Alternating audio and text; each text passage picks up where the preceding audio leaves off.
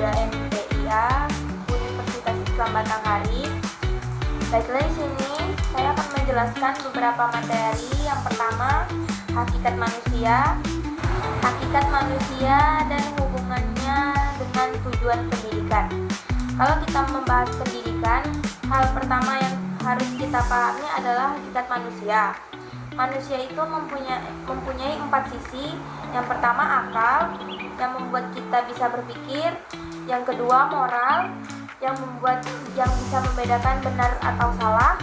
Dan yang ketiga, sosial, karena kita hidup saling membutuhkan. Dan yang terakhir, spiritual, karena ada kesadaran tentang Tuhan dan nilai hidup. Nah, tujuan pendidikan itu sebenarnya menuntut keempat potensi ini supaya berkembang maksimal.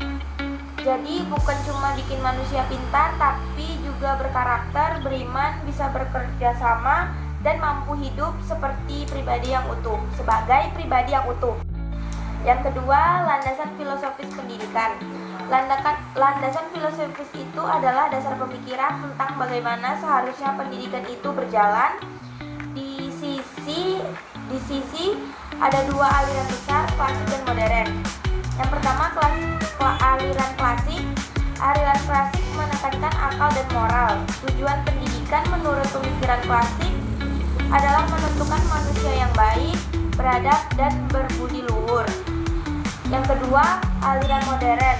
Nah, kalau aliran modern itu kebalikannya, fokus pada peserta didik. Pendidik harus sesuai kebutuhan, minat, dan pengalaman langsung siswa. Belajar dianggap lebih efektif kalau siswa mengalami sendiri prosesnya, bukan hanya menerima. Jadi landasan filosofis ini membantu kita menentukan arah pendidikan, apakah lebih menekankan karakter, pengalaman, berpikir kritis, dan semuanya digabungkan. Yang ketiga, landasan psikologis, teori belajar dan perkembangan.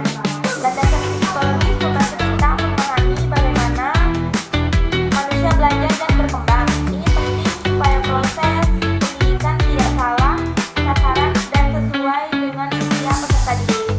Nah, di sini teori belajar ada beberapa. Yang pertama, behaviorisme. Belajar itu perubahan perilaku karena stimulus dan respon. Cocok untuk pembiasaan, disiplin, atau latihan berulang. Yang kedua, kognitivisme. Belajar adalah proses memahami, mengolah informasi, mengingat, dan memecahkan masalah. Fokusnya di dalam pikiran manusia.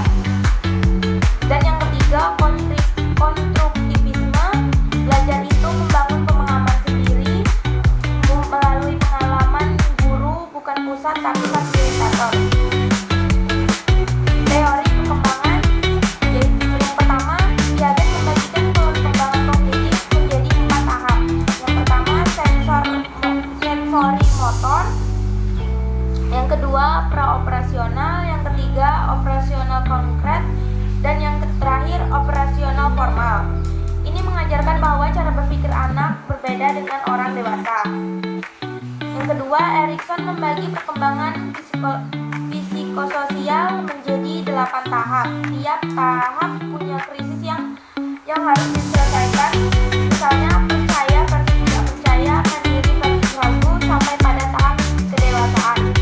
Intinya, pendidikan harus memperhatikan kondisi psikologis, bukan hanya memberi materi. Yang keempat, ada landasan sosiologis. Landasan sosiologis melihat bahwa pendidikan adalah bagian dari masyarakat. Sekolah itu bukan dunia lain, tapi bagian dari sistem sosial yang punya aturan, nilai, dan fungsi tertentu. Yang pertama, sekolah sebagai sistem sosial. Sekolah punya struktur, peran, norma, dan budaya. Ada guru, siswa, kepala sekolah, dan seluruh komponen yang saling berhubungan. Sekolah tidak bisa berdiri sendiri karena sangat dipengaruhi oleh kondisi masyarakat, baik ekonomi, budaya, maupun adat. Yang kedua, pendidikan multikultural. Di Indonesia, keberagaman budaya, suku, dan agama sangat besar. Makanya pendidikan multikultural penting untuk mengajarkan toleransi, penerimaan, perbedaan, dan kesempatan kemampuan bekerja sama dalam beragam.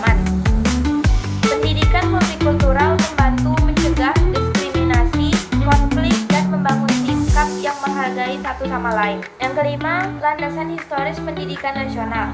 Landasan historis berarti melihat pekerjaan pendidikan dari masa ke masa. Yang pertama, era kolonial, pendidikan itu bersifat diskriminatif, hanya kelompok tertentu yang boleh bersekolah dan tujuannya untuk kepentingan pemerintah kolonial. Yang kedua, era kemerdekaan, pendidikan menjadi alat membentuk karakter bangsa, menghilangkan diskriminasi dan meningkatkan kesadaran kebangsaan. Yang ketiga, Orde Baru, pendidikan terpusat, kurikulum seragam dan fokus pada pembangunan sumber dan daya manusia. Yang keempat, era reformasi, pendidikan ini mulai demokratis, terbuka dan diberi otonomi daerah agar lebih sesuai kebutuhan masyarakat masing-masing. Sejarah ini penting supaya kita tahu bagaimana sistem pendidikan berkembang sampai seperti sekarang. Baiklah, sekian dari beberapa materi yang saya jelaskan tadi.